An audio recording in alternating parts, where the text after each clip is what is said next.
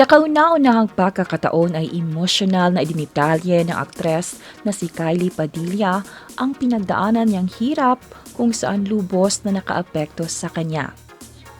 Sinabi ni Kylie na hindi naging madali ang pinagdaanan niya pero sinubukan niya daw na magpakatatag para sa kanyang mga anak.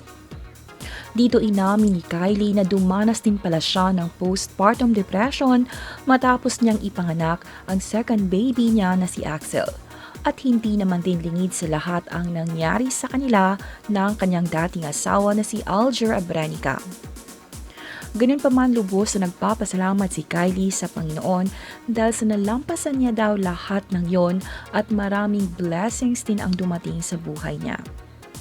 Caption pa ni Kylie, "My safe home for my kids, my health, my work, projects, Betsin, which was also nominated for Best Comedy Program, Bolera, ONS my first ever MV, and now Mga Lihim ni Orduha, and Unravel, which is now part of MMFF, were all just dreams I wrote in the stars.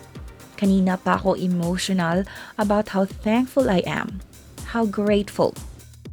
Akala ko talaga huli na for me. But God is good. Thank you for still believing in me."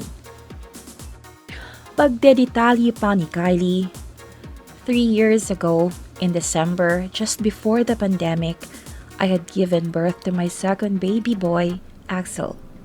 Such a blessing, my ray of sunshine. But 3 years ago, I was diagnosed with postpartum depression and postpartum anxiety. The chemistry in my body was out of my control. Hormonal fluctuations took a toll on my emotional journey. Complications from birth hindered me from taking care of my kids.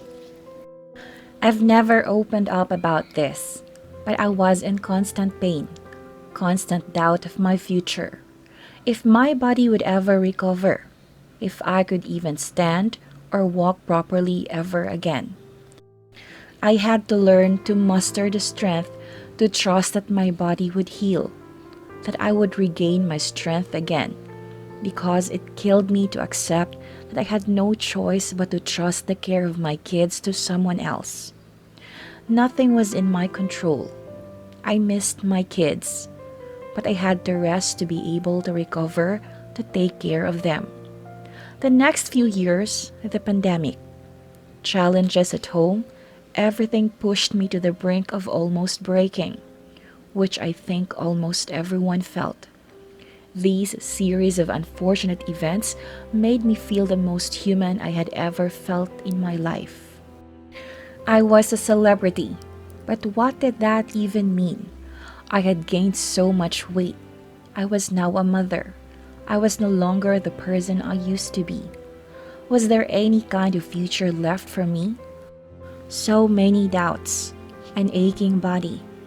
Never in my life had I been so emotionally, physically exhausted. Pero inalagaan ko pamilya ko. I put them first, like all wives and mothers do. I was fulfilled, but was I happy? And is seeking my own happiness even a possibility? I ask myself every single day. That is all it was, a question. Never answered. Never ever explored. Except maybe in my dreams. At some point, the universe paved a way for me. She led me here. To today, I just remember praying, "Give me another chance, and I won't ever take it for granted. Give me another chance to pursue what will truly fulfill me." As women, we're plagued with narratives, judgments, and ideals of how we should live out our lives.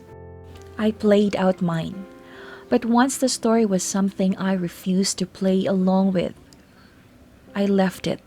Di na ako yon. Di na ito yung para sa akin. I said to myself and left the narrative. Today, I wake up. I ask myself, what about now? I have a safe home for my kids, work that I'm proud of, and one by one my dreams are becoming my reality.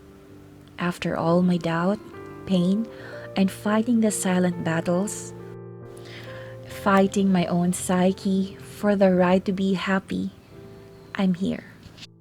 Still growing, still learning, but always striving to remain grounded in humility. What was once a period in my life I no longer wanted to remember is now something I remember with fondness. Without that pain, I would appreciate my now. I'm grateful for its humbling effect on me because one thing is for sure, we will all return to dust. All we can ever really take is our memories that we turn into stories, where our journey and strength will hopefully be passed on. My kids, my story. And the moment I knew it's not just about being happy, but about authenticity. Because no one could ever be happy pretending to be something they aren't. And I'm done pretending. I guess the message is don't get stuck in a bad place.